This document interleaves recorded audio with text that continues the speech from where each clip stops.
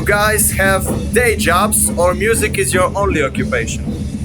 We have day jobs. Yeah. Funny story. This is kind of we're four guys in the band, and me and the bass player, Smörgel. We are working together, and those two guys are also working together. So at least I'm his boss. I was his boss, maybe almost. No, I wasn't. But yeah, we have the day jobs, boring ones, sitting behind the desk, thinking about touring. So. Okay, can you tell me quick, what is your jobs? I work in a bank. Me too, I worked in a bank, not now. Yeah. So I and him, we work in Hertz, car rental, Hertz. Car rental. Car rental, okay, so it's Hertz. Hertz. Hatch.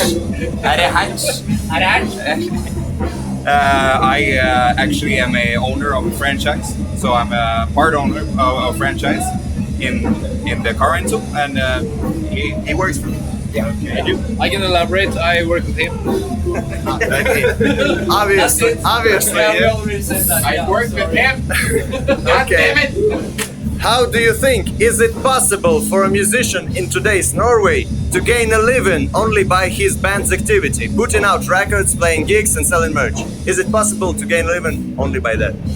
Yeah. It's possible, but it's almost impossible. I mean, there's a small percentage that will make it, and they won't earn good. It's not like being monthly crew anymore. We could, but just to elaborate, we could, if we wanted to, we could probably go 100% in Norway and make a living, as you say, but it won't be really good. No. We won't be earning the money that we're earning with our day jobs. You won't be rich. Exactly. We have, it's fully possible. Yeah. But when I say no, just the first thing I'm saying is no, is that I think of what we earn now as if we should earn it while being in a band 100%. Yeah. We won't earn that kind of money in this band. We need to be a Kegel. Yeah. We need to be Kegel to earn that kind of money. I think you either need to play in a really big black metal band, or play some Dimmu Borgir. That's their job, or then you have to do some EDM shit or something like that. Yeah. Or you can play like really cheesy jazz, like go international with it. Yeah.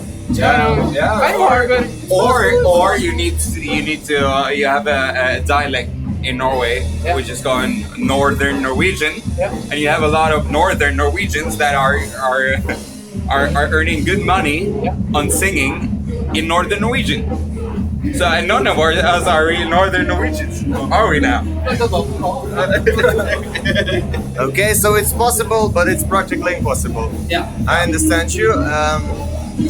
In your opinion, what is the best and the worst part about touring? And maybe some funny stories about being on the road. You told it already. So what's the best and the worst part about touring for you? I'll go with the best part, and then Smörgel will take the worst part. Own experience. I think for me, hopefully for you also, I think the best part is being the four of us. I think the whole experience kind of, the shows are of course the highlight of the tour, but kind of even if we're sitting in a van for like 15 hours, or sitting at a McDonald's in the middle of the night for 15 hours. I mean, we're still having fun. We're still doing the same jokes we have done for the past week and getting sick of each other. But that's kind of the friendship thing. I think that what's keeping the spirit up, and at the end of the day, that's what's important.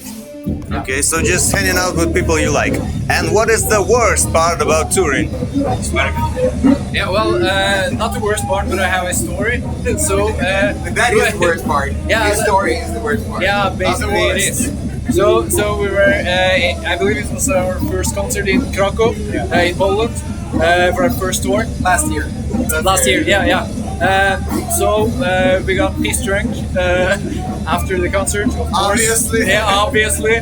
We decided to run back to the Airbnb apartment, and I really I really stumbled. I stumbled, You fell so I bad. fell onto the stone ground in Krakow. You know the old city in Krakow, yeah, it has Cobblestones. bricks, like Yeah. bricks. Yeah. So we, me and Svergen decided to, you know, who's gonna get there first. So we started running, and then I was like that. Yeah. And And then that I was looked like back. after 50 meters of running, so it wasn't far at all. So I like got up from the ground and like, yeah, I'm okay. I'm pissed drunk, so I don't feel anything. So we got home, drank a couple of beers, of course.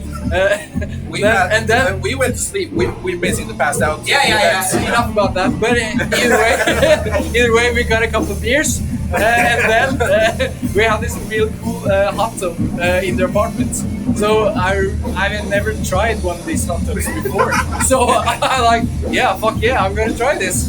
It was like 4 or 5 in the morning or something. So I fell asleep after like 2 minutes In the bathtub. in bathtub. With the water. Yeah, With water. yeah, with water, of course. And then I woke up probably about 2 hours later, freezing. Yeah. And there was blood everywhere. So I basically sat in this pool of blood all over.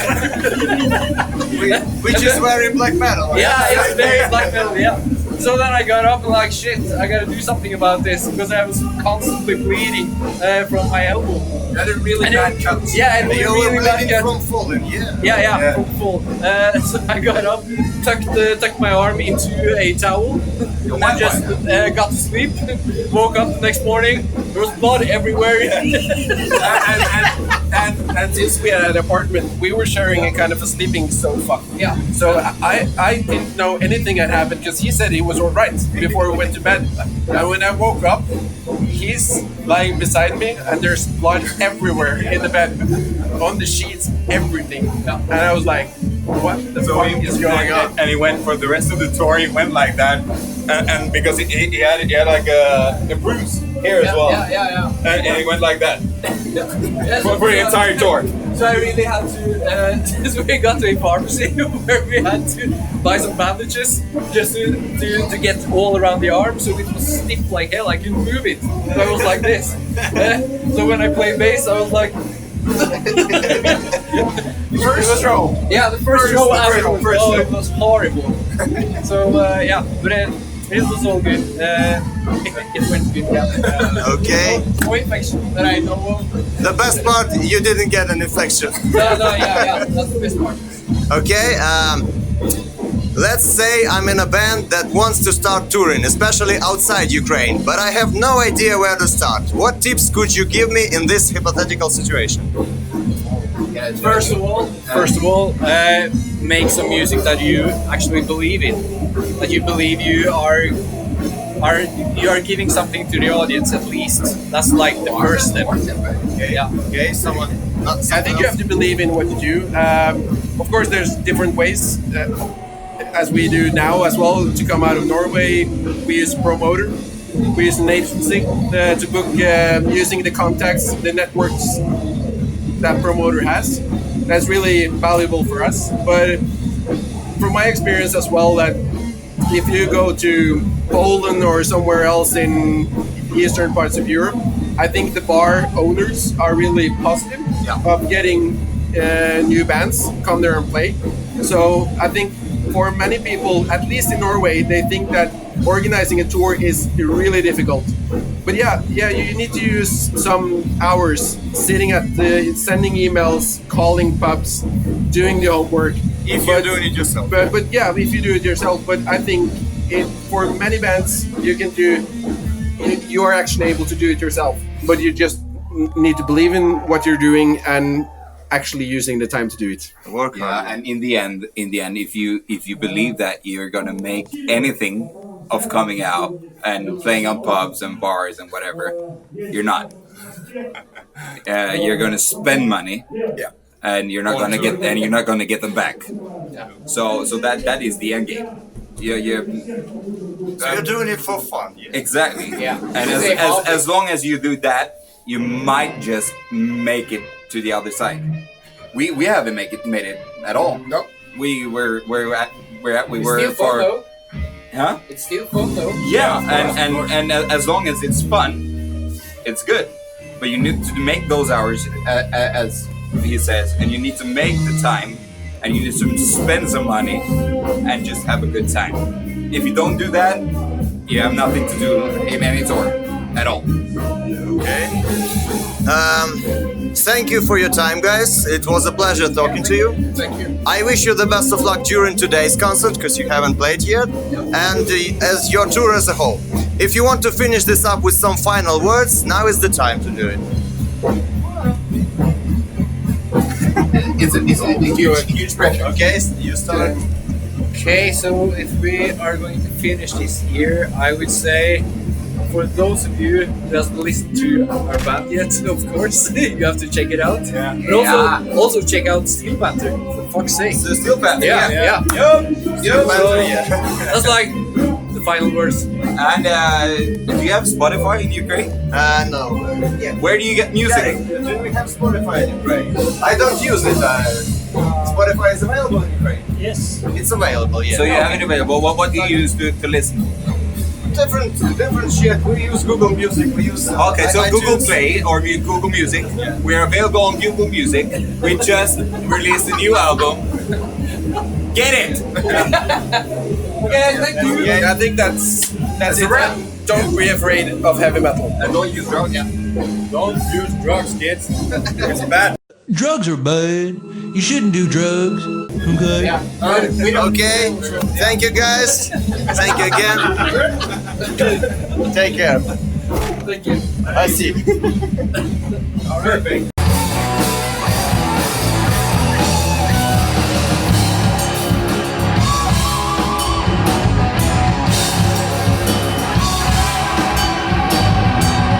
Masquerading as a man with a reason. Charade is the event of the season. And if I think to be a wise man, surely means that I don't know. It's really important for us. Not only a matter of commercial side, because this is a mission. This is a way to improve ourselves and a way to bring our own music all around the world.